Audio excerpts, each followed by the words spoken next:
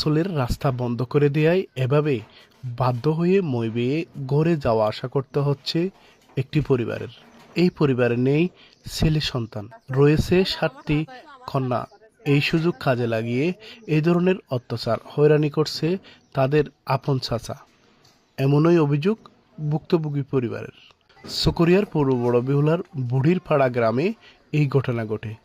জানা গেছে আপন ভাই চলাচলের রাস্তায় ময়লা আবর্জনা ফেলে দীর্ঘদিন ধরে অবরুদ্ধ করে রেখেছে প্রবাসী বড় ভাইয়ের পরিবারকে। আমার পিতা না থাকার সুযোগে আমাদের সাথে আমার চাচা অনেক অত্যাচার করেছে। এখন চেয়ারম্যান এসে মাফ করে দেওয়ার পরেও আবার আমাদের রাস্তাটা বন্ধ করে দিয়েছে। আমরা সবকিছু মেনে নেওয়ার পরেও আমার মাকে অনেক মারধরও করেছে। আমাদের বাড়ি নির্মাণ করার সময় আমাদেরকে মেরে ফেলার জন্য আমাদের মিটার তার খুলে দিয়ে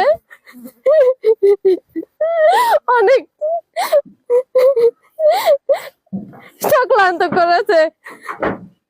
আমার শাশুড়ি মিলে রাস্তা বন্ধ করে দিচ্ছে, যাতে আমরা মাদ্রাসায় কেউ যেতে না পারি। আমাদের বাড়ির ভিতরে আমাদের খাবার দাবার সবকিছু ব্যবস্থা, যদি বাড়ির ভিতরে বাহির না পারে তাহলে আমরা সবাই ভিতরে জবরদস্তি হয়ে মারা যাবো। আমরা 7 বোন, আমার কোনো ভাই নাই।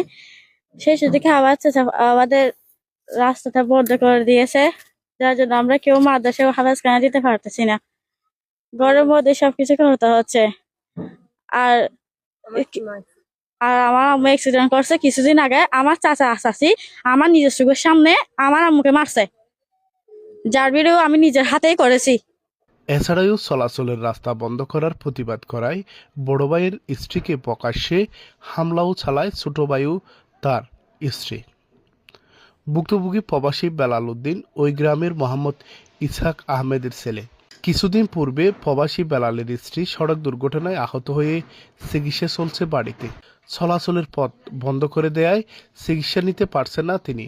অন্যদিকে ভুক্তভোগী পরিবারের মাদ্রাসায় পড়ুয়া মেয়েরা ক্লাসে যেতেও নানা প্রতিবন্ধকতা সৃষ্টি হচ্ছে।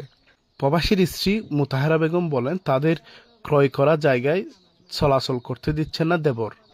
দুর্ভোগ রাস্তাটি বন্ধ করে রেখেছে দীর্ঘদিন ধরে।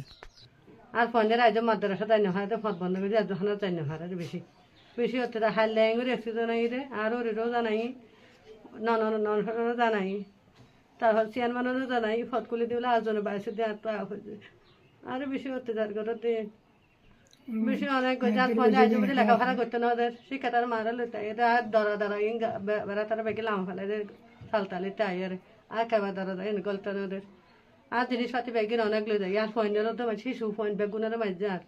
স্থানীয়রা জানায়, চলাচলের পথ এভাবে বন্ধ করা ঠিক হয়নি। চলাচলের রাস্তা উন্মুক্ত করে দেওয়া উচিত। অতিয়া খুলি পেলা বলে দেশের সর্দার অথবা মেম্বার চেয়ারম্যান আসছিল আইবা আদে তারপর পথ তুলি না ওদের এই বিরাজের গন্ডগোল চলের মানুষ সমাজ আয়ের মাভিদানের বড় খাওয়া দিয়ে চলে, তারপরে বন্ধ করে দিই। তারপরে কিছুদিন আগে মারপিট হইল, মানে তারা বেড়িয়ারে ধরিয়ে দেয়, তারা এবার দিয়ে ওরা বেশি মাছ দিয়ে বিড়ি তুলি করছে, জনসাধারণ বোঝাই ইয়ান্দি ফতকুলি বলে বেড়া কাকুলি প্রথম বন্ধ করেছি অসহায়। বিষয়টি নিয়ে উপজেলা নির্বাহী অফিসারও চকরিয়া আর্মি ক্যাম্পে অভিযোগ দিয়েছেন ভুক্তভোগী প্রবাসী পরিবার।